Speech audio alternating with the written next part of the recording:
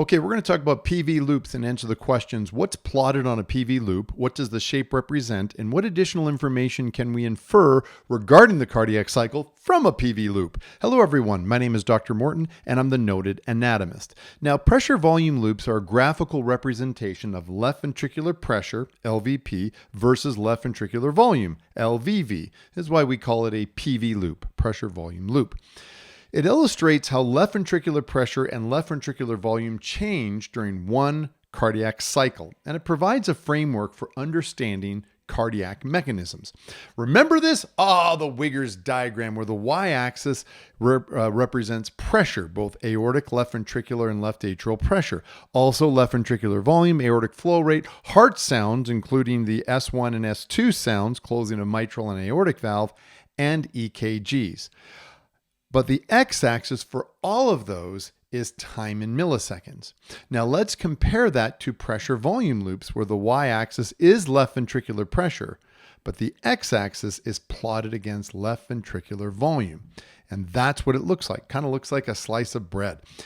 PV loops show changes in pressure and volume from the perspective of the left ventricle only. However, much can be inferred through the study of the PV loop, the lines and the corners and the angles and the curves, and we're going to go through all of that. And we're going to do it kind of in a question and answer format. Okay, so first one is identify the letter that best indicates the direction of blood flow in a PV loop. Does the loop go in a clockwise fashion? A. Or a counterclockwise fashion? B. Now hold that thought. Before we answer that question, let's do another question. What happens to left ventricular pressure and left ventricular volume when the mitral valve opens? So remember this little illustration where when the mitral valve opens, look, blood flows from the left atrium to the left ventricle, and so the left ventricular volume increases. Let's do that from a PV loop. When that mitral valve opens, you see left ventricular volume increases from 50 to about 120 milliliters. Now, left ventricular pressure increases from 5 to 10 millimeters of mercury approximately. Okay. Now, what happens to left ventricular pressure and volume when the left ventricle starts to contract? Well, watch. There's squeeze in the left ventricle. Bam! Immediately the mitral valve closes and we have pressure start increasing. So when the left ventricle begins contracting, the left ventricular pressure increases, the mitral valve slams shut, S1, but the aortic valve is not yet open because the pressure has not reached aortic pressure yet. So there's no change in left ventricular volume, the amount of volume of blood in the left ventricle. So how does that look like on this diagram? Well, left ventricular pressure increases from 10 to 80 milliliters, but as soon as left ventricular pressure starts increasing, bam, the mitral valve shuts, and watch that pressure increase all the way up to 80 millimeters of mercury pressure. But notice the left ventricular volume stays the same, in this case 120 milliliters. We call this isovolumetric contraction. Iso, the same volume of blood, but the left ventricle is starting to contract. Now, what is the point of this?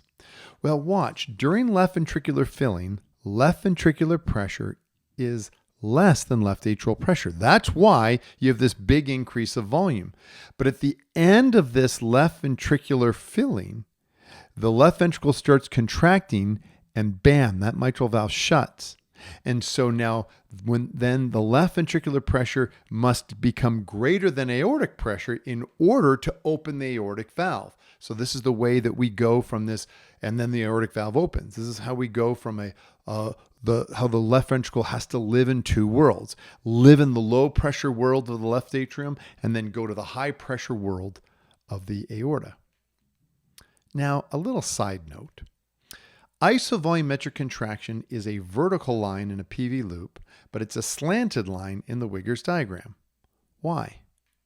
Because Wiggers shows a slanted line because it plots variables against time rather than against each other, pressure against volume. And that's why Wiggers has the x-axis as time. Now, what happens when left ventricular pressure is greater than aortic pressure? Well, when that left ventricle begins to squeeze and the pressure increases, bam, the aortic valve opens and blood's pumped from the left ventricle into the aorta, so left ventricular volume decreases. because the volume goes into the aorta. Watch. The aortic valve opens when the pressure is greater than aortic pressure. So the left ventricular pressure increases from 80 to 120 millimeters of mercury. But watch, left ventricular volume drops from 120 down to 50 milliliters in this particular PV loop. So what happens when the left ventricle starts to relax? Well, when the left ventricle starts to relax, left ventricular pressure then decreases. As the left ventricle relaxes, aortic valve closes, all valves are closed, and there's no change in left ventricular volume.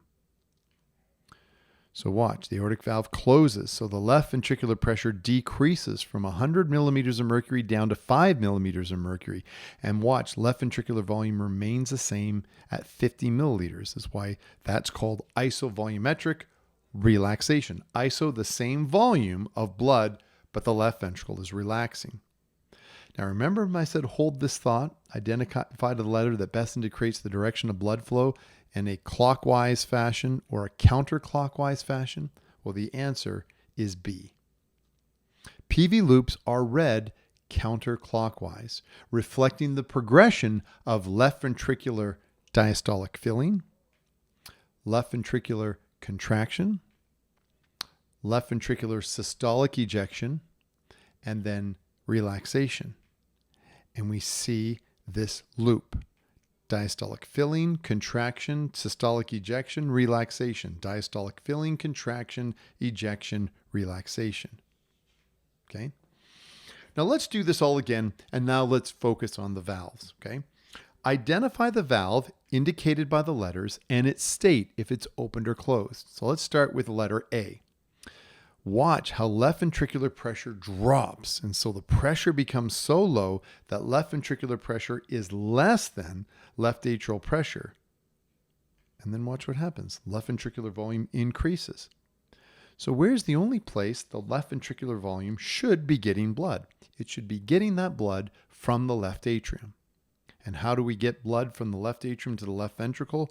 We open the mitral valve. It opens. Now let's take a look at B, where left ventricular volume increases to a point and then left ventricular pressure increases, but notice the volume doesn't change. It stays at 120. That only happens when we close the mitral valve. This is how we've received blood from A to B, but then as soon as the left ventricle starts squeezing and left ventricular pressure exceeds left atrial pressure, bam, mitral valve closes. There's S1. Now letter C, as left ventricular pressure increases to the point that it now exceeds aortic pressure, you now have volume of blood exiting and pressure increases. That only happens when the aortic valve opens. That's how you get rid of blood from the left ventricle, is you open the aortic valve and the blood leaves the left ventricle, and from C to D, you get an increase of pressure as the left ventricle keeps squeezing and a decrease in volume of blood because the blood leaves the left ventricle and goes in the aorta. At letter D, as that left ventricular pressure is leaving, as the left ventricular volume is leaving the left ventricle, watch at the end of getting ready to D, the pressure descends, and as soon as the left ventricular pressure descends below aortic pressure, you get a complete drop in pressure, but the volume stays the same. That occurs when the aortic valve closes. Okay? So there you notice from A to B, that's how the left ventricle lives in a low pressure world of the left atrium. Look at left ventricular pressure is really low. It's like 5 millimeters of mercury up to 10 milliliters. And so the mitral valve opening and closing allows that left ventricle to live in a very low pressure world. But then as soon as the left ventricle starts squeezing at B and you get this isovolumetric contraction, the squeezing brings the left ventricular pressure up to live in the high pressure world of the aorta. And then now the left ventricle is competing with like 80 to 120 millimeters of mercury pressure. But then at letter D, when left ventricle starts relaxing, isovolumetric relaxation brings the left ventricle back to live in the butterfly world of the low pressure world of the left atrium. And we start again. So this is how the mitral valve lets the left ventricle live in the low pressure world of the left atrium, and aortic valve lets the left ventricle live in the high pressure world of the aorta. How cool is that? Oh, it's amazing. Let's now talk about, remember how I said that this is always from, PV loops are always from the perspective of left ventricle, but you can infer a great deal by the shape and corners and so forth. Let's talk about diastole and systole. What is diastole? Well, diastole, to understand that, we need to take a look at heart sounds. Mitral valve, when that closes, is S1, and the aortic valve closes, that's S2. Diastole is from S2 to S1. That's diastole. Isovolumetric relaxation, followed by left ventricular filling or diastolic filling. Now, what is systole? Well, systole is from S1 to S2. There's systole, which is isovolumetric contraction followed by left ventricular ejection or systolic ejection. Now, what about where's diastolic blood pressure indicated? All right, so let's remember, what do we mean by diastolic blood pressure? That's the pressure in arteries when the heart is at rest. That is a true statement. But I want to give you another way of thinking about diastolic blood pressure. It's when the left ventricular pressure, diastolic blood pressure is the left ventricular pressure needed to open the aortic valve. Okay? There's the aortic valve when it opens. So there we have is 80 millimeters of mercury. So diastolic blood pressure, as the left ventricle is squeezing and squeezing up that right vertical line, we must exceed 80 millimeters of pressure in order to open the aortic valve so blood can exit. So I actually, understanding this definition of diastolic blood pressure, the pressure the left ventricle must exceed to open the aortic valve, has helped me a great deal understand why afterload, increase of systolic blood pressure is such, especially the diastolic blood pressure is so tough, because as we increase diastolic blood pressure, that means the left ventricular pressure must get high enough and exceed whatever diastolic blood pressure is in order for the aortic valve to open. So if they have a blood pressure of 140 over 100, that left ventricle must generate in the isovolumetric contraction, that right vertical line, must exceed 100 millimeters of mercury to open the aortic valve. Okay? Now, where's systolic blood pressure indicated? Systolic blood pressure is pressure in arteries at the peak of left ventricular ejection. Aortic valve opens, and there's the peak. That's systolic blood pressure. So systolic blood pressure, the peak of the ejection curve, diastolic blood pressure, where the aortic valve opens, 120 over 80. Let's talk about stroke volume. Remember stroke volume? Well, let's determine stroke volume using the PV loop. Stroke volume is end diastolic volume minus end systolic volume. Well, what's diastole? Shing! There's diastole. So there's end diastolic volume, which is about 120 milliliters of blood. Now, what's systole? Well, there's systole, so that means that's end systolic volume, which is approximately 50 then milliliters of blood. So stroke volume is 120 minus 50, which is 70 milliliters. It's basically the distance between, or the volume of blood between ESV, end systolic volume, and end diastolic volume. Stroke volume is the volume of blood that enters the aorta from the left ventricle during the ejection phase. It is equal to the difference between end diastolic and end systolic volumes. Okay, SV equals EDV minus ESV. So, in a nutshell, what are PV loops? Well, when that mitral valve opens, there's diastolic filling, where the left ventricular volume increases to end diastolic volume, about 120 mils in this PV loop. Then the left ventricle begins to contract, and as soon as it begins contracting, bam, the mitral valve closes, that's S1, and we see left ventricular pressure increases, but left ventricular volume remains the same, the EDV. All valves are closed. That's what gives us that vertical line. Now, that is isovolumetric contraction. Once left ventricular pressure exceeds aortic pressure, bam, that aortic valve opens, and there's systolic ejection, where left ventricular volume decreases as blood leaves the left ventricle and goes in the aorta. And as left ventricular pressure increases to a peak value, and then left ventricular pressure decreases as the left ventricle relaxes.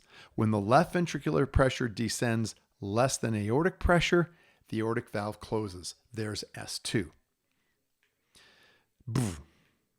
That's then causing isovolumetric relaxation. This is where ejection ceases. Left ventricular pressure drops, but the left ventricular volume remains the same. This is the end systolic volume. All valves are closed. That's why we have a vertical line on the left. Now, when left ventricular pressure falls below left atrial pressure, that mitral valve opens, which allows diastolic filling to occur. Now, notice at the beginning of diastolic filling, there's still a continued decrease in actually left ventricular pressure. That's because the left ventricle is still relaxing. But then after it's done relaxing, as blood keeps filling, then you see this little increase as blood starts filling once the left ventricle is finished relaxing. And then we have isovolumetric contraction, ejection, isovolumetric relaxation. Filling, isovolumetric contraction, ejection, isovolumetric relaxation, a PV loop. And that, my friends, is an overview of PV loops in a nutshell.